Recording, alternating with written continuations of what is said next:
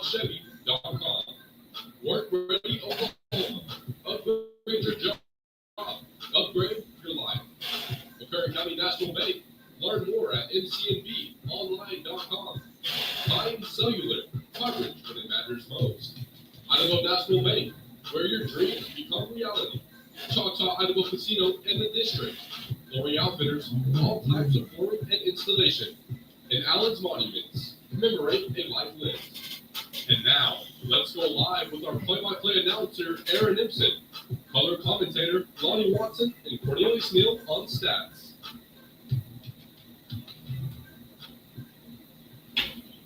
Hey, welcome Warrior Nation to another edition of KBL Game Day, right here on Idabel's first 96.7 KBL. Don't forget, we're also online at KBL967.com, and got some other things in the works. Just quick mention, our Saturday morning coaching show is now available on Spotify. So, want to get the people what they want here. And we got Coach Kincaid here in the studio, and let's get right into it because we know you got to get back to class and everything. Before we get into the real meat of the matter, let's talk about the middle school JV teams. They picked up wins Monday over Valiant. Middle school team pitched the shutout defensively, scored a defensive TV courtesy of Marcus Wary on the fumble return. Offense connected on a long pass, quarterback Parker to Dante Ramsey for somewhere around 50 yards because I was right there in the press box seeing everything. For the first score of the game. The thing I made note of is to me, it's real interesting seeing the passing game come more into play and evolve at the junior high level. And I know even in youth football, they're throwing the ball quite a bit now. How is that being developed? Yeah, for sure. I mean, definitely with our younger guys, it's always about finding a guy that can throw the football, and at Idabel we're no short of receivers for the most part, year in year out. So just trying to find a quarterback and develop some guys. We've had 3 or 4 guys play that position at the middle school throughout the season so far. Just trying to find a guy that'll stick and maybe be the guy in the future one day. But Coach Howell is calling the offense for the middle school. Allowing him to grow as a play caller down there and with the JV guys, and he's done a tremendous job with them so far. And I'm excited with the growth that we're seeing. We're like I told a parent the other day, we're running schemes and things that we're running at the high school level. So that by the time they get there, they're not so far behind, and they're hopefully hit the weight room hard and they can jump in and be contributors right away. Especially we talked about before. We got some talent coming up throughout Idabel. 7th, 8th grade little league classes are really talented. They're dominating teams as well. So. Just about developing those kids in the passing game, it's evolving. So, right, JV definitely they look ready to go on Monday on offense. They got some. They scored through the run and through the pass. Young Jacorius Frost got his hands on the ball, scored a couple of times, and I could definitely see why you definitely want the ball in his hands faster than everybody. And it's just like he's electric when he gets the ball in his hands. You can see that even as he is a freshman. And, hopefully he gets a chance to, return or, get the ball in his hands and, working on also, which I'll mention this later, keeping the ball in his hands, not turning the ball over. What else did you see from the JV Monday? Yeah, I mean, our JV team, they came out and they competed hard. We fixed some tackling things that we've seen versus Hugo, especially with those guys in the Broken Bow game the other weeks. But they played good defensively for the most part, and offensively we were able to hit some good big plays. Like you mentioned, Papa Jacorius Frost is a good player, but we have a new kid that just moved in that's playing some JV for us right now, quarterback. Ashton Smith, I believe is his name. Ashton Smith is a young kid who delivered some darts the other night for our kids, and Sabian Pond and some other guys made some big plays for us down there. We're gonna try to get some new kids involved, especially with the JV guys. Get more guys involved there. Give them some more touch and see what they can do with the ball in their hands. Absolutely. And next JV game is Monday here against Broken Bow, correct? It will be, yes, sir. Monday versus Broken Bow, just JV, and then middle school will travel to Broken Bow on Thursday to go play 7th and 8th grade. Okay, and then I also noticed you got some more guys playing up front. Did I see Noah McKee? Yes, sir. Noah McKee is back from injury. That was his first action there, and so we're excited to have Noah back. He's a big kid that I think will be able to help us on the varsity maybe later this year. Definitely next year for sure. So Yeah, definitely need that size and strength up front. So, and we'll definitely get into that here in just a little bit. Now on to this week's contest. I caught you guys at the pep rally last night.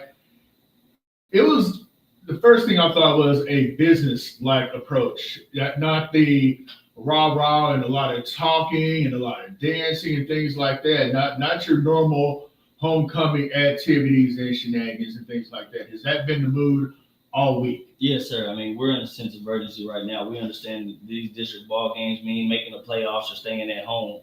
And so that's our mindset, is getting to the playoffs. And this is one that we need to get to make the playoffs. And so that's kind of been our mindset of just, preparing for us and making sure that we're the best team that we could be to go out and beat the Panthers tonight. As many people talk about, it's easy to talk about it, but, we're going to go out and execute tonight and hopefully pull off a W. And what in particular did you get a chance to work on? Did you cover everything? Like, I know blocking, obviously, not turning the ball over, special teams play. Seems like I've had trouble, not necessarily fielding punts, but they might slip out of hands and then you recover it, and that extra second, you don't get a chance to secure the ball and look and see where your blocks are and make a good return out of it. Have you had a chance to work on that? Yeah, we worked on that stuff throughout the week, especially our guys back deep, understanding, Stigler won't kick it back deep. They're going to pooch it right. So we've been making sure that we're going to, secure the kick and let the offense get on the field. That's the main thing, is maintaining possession this week and, not expecting any big returns. We may get a big return on punt return this week. We force a punt. Hopefully our defense goes out and has a really big night tonight. As Quincy Pond tried to make a bold statement yesterday of a shutout, but wouldn't be far-fetched. Stigler struggled to put up points on the board. They're a growing team just as we are. But we're going to hopefully fulfill that bold statement tonight, and hopefully defense comes out and forces a lot of punts. Yeah. Hey, and a turnover wouldn't be bad either. Yeah. Side note about Stigler fans: last couple of games they have scored a grand total of one touchdown in the last couple of weeks, and that touchdown was the opening drive in their game at home against Stillwell a couple of weeks ago. I watched some of that game on YouTube yesterday, and I see what they're not. I mean, they're big up front, but they're young also. Quarterback looks like he's a pretty decent player. Quarterback, his name is Graham Easton. And going back to Stigler, they are a relatively young team, similar record to what we have. First thing you're going to notice is they're huge up front. I think they got a couple 300-pounders up front. They actually bring another one off the bench who's like 6'6", 350 or something like that. Yeah, they have some big boys up front. But a closer look, not the absolute greatest in moving the ball on offense. They do try and get it done through the passing game. Their quarterback will get out and run it, especially between the tackles, and try and find the hole in the middle of the offensive line and make his way through there. He's young. They do have some quarterback design runs. Once again, running behind that big O-line. The running back, they'll hand it off to him, and then he also falls back into protection whenever you're trying to throw the ball down the field. And they do like finding receivers in the middle of the field. I noticed that, especially number 8. I want to say he's an inside receiver / tight end. What are your thoughts on their receiving core and what they like to do offensively? Yeah, I mean, Stigler, like I said, they're a young team. Their quarterback is coach's kid, so he's the head coach's kid. So he's a smart player. I know that for sure, being a coach's kid, that he's going to know everything that's going on. But he's a young kid, a decent athlete, makes plays in the air, on the ground, and the running back doesn't scare us quite a bit. He's very similar to Ashdown's running back, who was really who's a really tough runner, but not just the biggest kid or most physical kid in the world. Their receivers are pretty good. They're going to get open. They're going to run the routes how they're supposed to.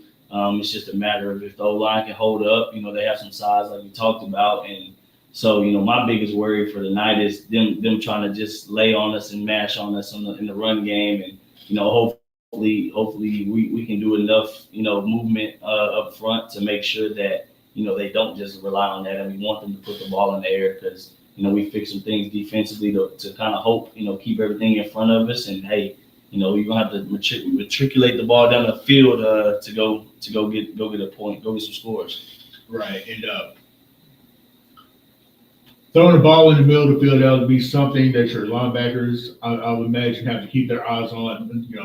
Watch where these receivers are crossing in their routes and things like that. Your DBs as well. You do have the speed advantage, obviously, so there's got to be a way to take advantage of that.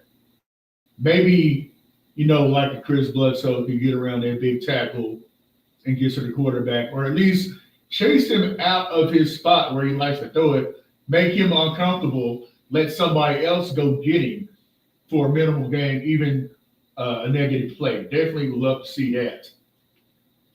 Any thoughts on how to stop him, but not necessarily stop, just minimize the gains? Yeah, just like you said, we're gonna move our guys up front, make those big guys up front, chase our guys around, and make sure that we're sending people from different levels, and from different spots. And I think we'll get home a few times tonight, and hopefully we cause a few turnovers tonight, like you said. We're needed. We're due for a couple of them.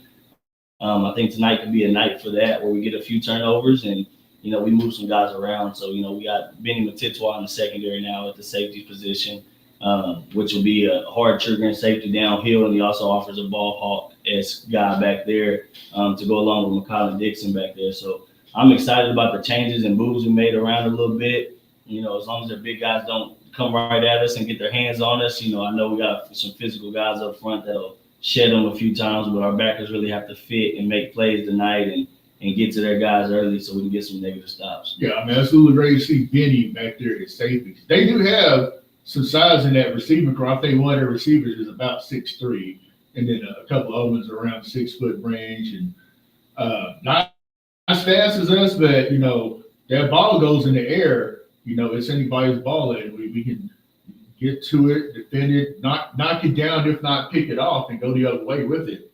Let's go to what they do defensively. They operate out the 3-4, 3-down linemen. They have a defensive end. I don't know what they call it, defensive end / linebacker. He will line up at the line of scrimmage, but he will stay on his feet. He won't put his hand in the dirt or in the turf nowadays. But and that gives them an opportunity to either rush or drop back into coverage, depending on what happens. Yeah, that's one of their outside linebackers there. So their 3-down linemen are down there. Their 2 defensive ends and nose. They rotate 2 noses in there, really big kids, 300 plus kids that's in there in the nose. Our game plan is to wear those guys out. Make sure they're running sideline to sideline. At least a couple plays out of a drive, and make sure they're getting tired and wear them down. Those guys on the outside, those outside backers that are standing up right there, they're responsible for the flats. So they got to make a decision in the RPO game to come down and play the run or go play the pass that you're seeing right there. So they got decisions to make on the defense side of the ball there, and so hopefully they figure it out. And I hope they don't, both those, so we can move the ball on offense. Right, and that was one thing I thought of. Like, if you run some outside plays, you're going to make them big lineman chase. That's going to wear them down throughout the course of this ball game tonight, because if you haven't been outside, it's not cool yet. It's going to be around 80, 81 degrees at kickoff, even though it's a 7 o'clock kickoff. Get them to running side to side. That's going to wear them out. So I see the thought process into that. And I also asked already about special teams, cleaning things up, returning punts and kickoffs and things like that. Want to make sure you get your hands on the ball and, hold on to that ball so the offense can get on the field, do what they do, because you're going to have some – I see some chances for some big plays through the passing game, especially going to Jordan, especially going to Benny. because I'm not sure that they have anybody that can keep up with number 3 or number 4 in red and black tonight. Yeah, absolutely. We have some opportunity to go over the top. We know that teams like Stigler are gonna play us over the top and try to not get beat over the top. That'll be one of their main concerns of playing back at 10 to 12 yards there and basically just trying to keep everything in front of them. But we'll do some things to get our guys over the top. We'll line up in some different formations to make them adjust and see, hey, are you gonna give up the quick one right now, or are you gonna come up or stay back over the top and give up the quick one, or are you gonna come up and allow us the opportunity to go over the top of you? So, some of those guys in the back end for them were a little undisciplined. Their eyes will get caught in the backfield a little bit. I mean, as are we. We get caught in the backfield a little bit too, and hopefully that stops, and hopefully we can catch them a few times and get one over the top, get a couple over the top. Yeah, tonight, pick your poison, Stigler. One thing I noted from last week that y'all did that I liked, throwing the little screen pass out to Jayshon Dixon. Not the biggest of running backs, but he's quick, he's fast, and that could be something that works tonight against Stigler.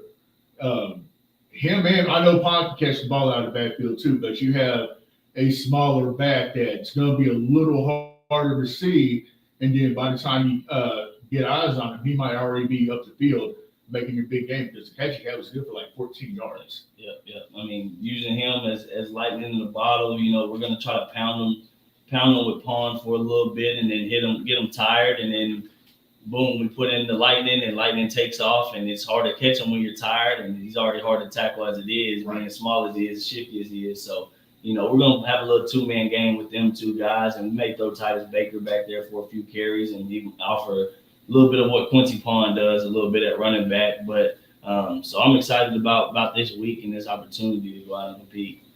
All right. Let's see. Oh, I was also we kind of covered health-wise. I saw Crew Corsi yesterday. Looks like he's good to go. Is he going to get to play any tonight? Oh, yes, sir. He's going to start from the go. He's about 85-90% ready to go, and so I'm excited to have Crew back. I mean, Crew offers something that not many kids have, just the instinct to go find the football. He's a smart football player, smart kid in general. He sees his read, and he's downhill right now to go make a play. So I wouldn't be surprised you hear Crew Corsi's name called a lot tonight, making plays, and so I'm really glad to have that kid back, ready to go. Okay. And then also Quincy Pond will be available. And then we also mentioned Noah McKee. He'll be he may get a chance to get some snaps on that offensive line tonight, as never hurts to have more depth up front. And just trying to make sure that also hopefully these players stay hydrated, and y'all all gotta do stretching, because that's what prevents cramps, folks. Stretching and hydration, because these last couple of weeks, y'all haven't had anybody cramp up a whole lot and have to leave the game. And definitely need to have everybody handy now that we're in district play. As I mentioned earlier, it's not going to be a cool night for football. It's still going to be relatively warm. Start off around 80 degrees, and once the sun sets, things will cool off a little bit. But, hey, we're going to get you out of here with a chance to address Warrior Nation. I know it's homecoming. Everybody get out there and enjoy everything, but y'all are more concerned about the game itself. Absolutely. Yeah, we appreciate everybody coming out and always showing support, or just showing up anyway. But, we're here for us, and we're excited that you're here and you're here to support us. But, we're going to come out and handle business and hopefully execute our game plan as good as possible, and that's what we're worried about is us. And, we appreciate you guys as always, but, we're hopefully here to handle business. So we appreciate you guys. All right, folks, we'll be right back. I see the O&N News is getting ready to start here in a couple of minutes. Thanks for coming by, Coach Kincaid. We'll see you tonight. In case you missed this interview, it will air early in the 6 o'clock hour. We'll get you right in the pregame, live from Warrior Nation Stadium with myself, Aaron Epson, and Lonnie Watson. You never know who else may stop through. So we'll be right back after these messages. Appreciate it, Corn. Holla at you, man. Yes, sir. Warrior Football, presented by Southeast Oklahoma Radio, brought to you in Oh, part by no, that's the wrong thing. Good times start with great deals. Lovewell Farm Supplies, great value, unequal prices, auto services. Hodge Chevrolet, 18 minutes. online at jameshodgechevy.com. Folks on Facebook, stick around. We'll be right back.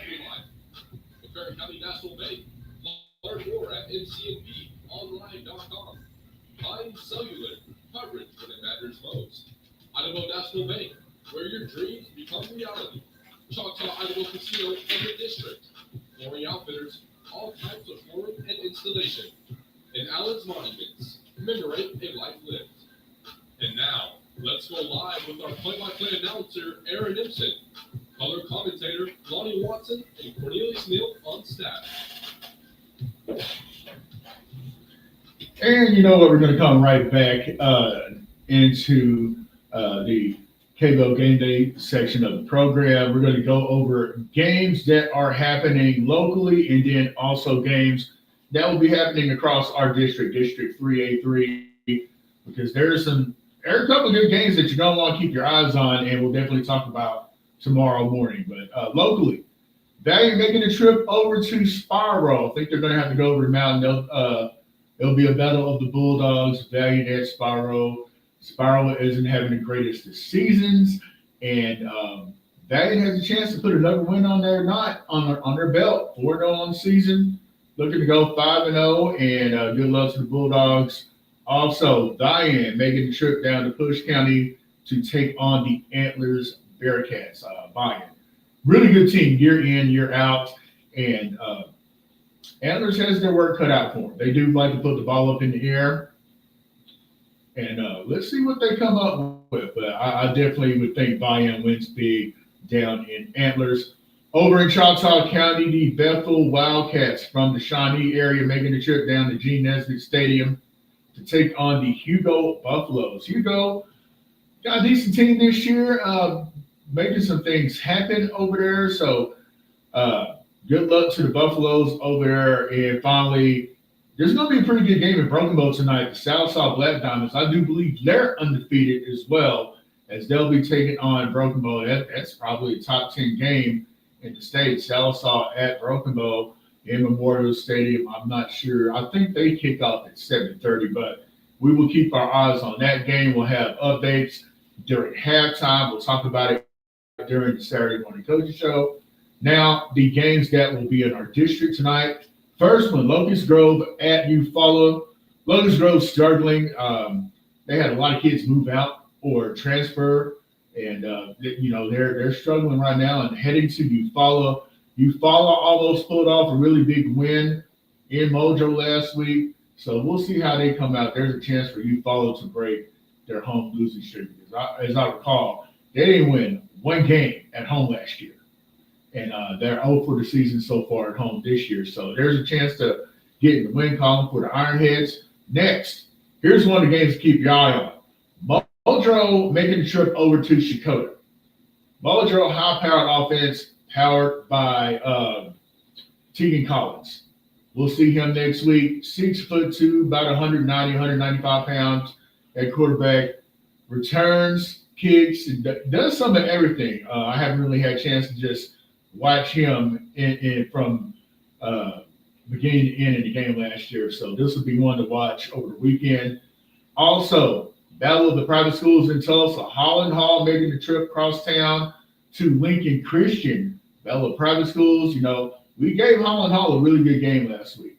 Didn't give up, and, the turnover at the end gave them the full district points. So that will be an interesting game to keep eyes on. Once again, we'll have that information during halftime. Be sure to stay tuned for the halftime show, and we'll talk about it once again during the Saturday morning coaching show. Other games of interest I made note of up in Class 4A, Ada making the trip over to Poto. That's a pretty big rivalry in 4A. Also, Anadarko taking on Heritage Hall in Oklahoma City. Booker T. Washington at Shawnee. Shawnee's had a pretty good year of it so far. Also, Midwest City at Newcastle. Good luck to the Bradfords over there. That's family. The father, Ricky Bradford, was running back here at Idabel. Matter of fact, teammates with Aaron. So I know Aaron will have a chance to talk about that. And also up in Class 6A, Jinx at Norman. Another tough contest. Another big game. Union at Owasso. Those Class 6A games, they're just as good as the small college football. Big crowds and lights and everything. Also, finally, Choctaw at Putnam City. We'll keep our eyes on those contests. And we're going to take a quick timeout. We'll be right back. We'll talk about game day info and the forecast, everything you need to know heading into tonight's game. We'll be right back. You're listening to KBL Game Day right here on Idabel's First, 96.7 KBEL.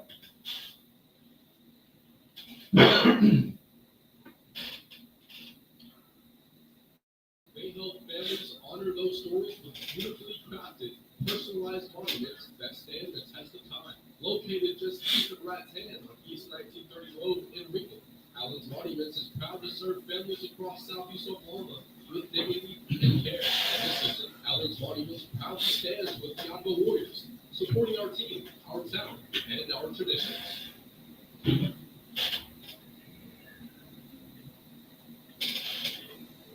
It's Warrior football season, and McCurry County National Bank is on your team with 5 locations. They've got hometown service, modern banking, and the drive to help you win on and off the field. McCurry County National Bank, proud sponsor of Idabel Warrior football, member FDIC. Welcome back to KBL Game Day right here on Idabel's First, 96.7 KBEL. This is Cornelius Neal here, live from First State Bank Studio here in Idabel. Let's get into your game day info and forecast. It's homecoming. Be sure and come out and support these Warriors.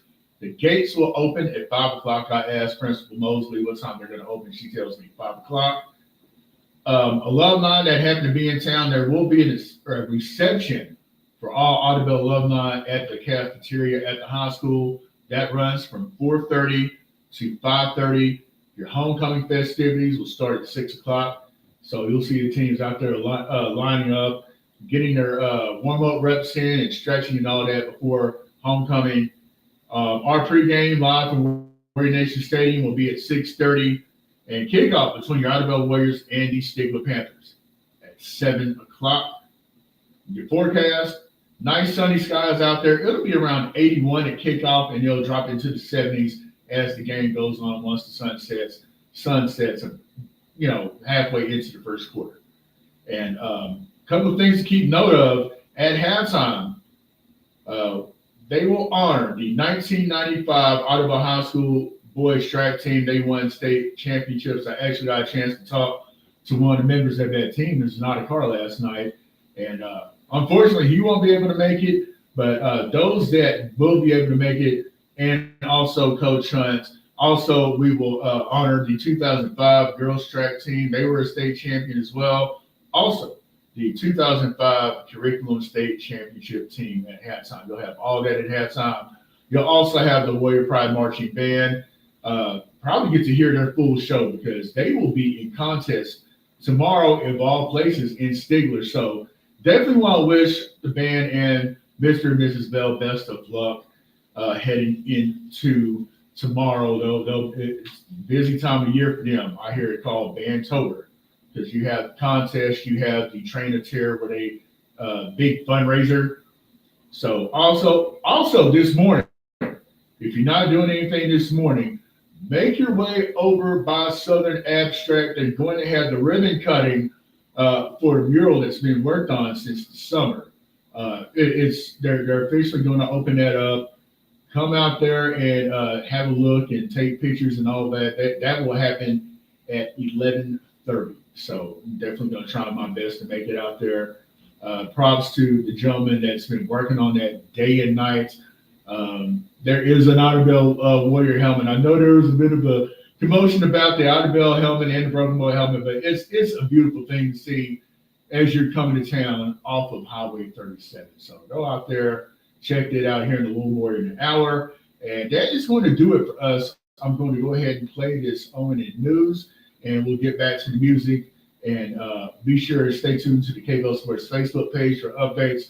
We'll let you know what time this interview will re-air. And as you're making your way into the stadium, give give that a listen, and we'll be available at 6:30 for pregame. Myself, Aaron Empson, and Lonnie Watson. I know all of these guys have had a chance to talk with Coach Kincaid, and we'll talk to you later on this afternoon. Thanks for listening to KBL Game Day right here on Idabel's First.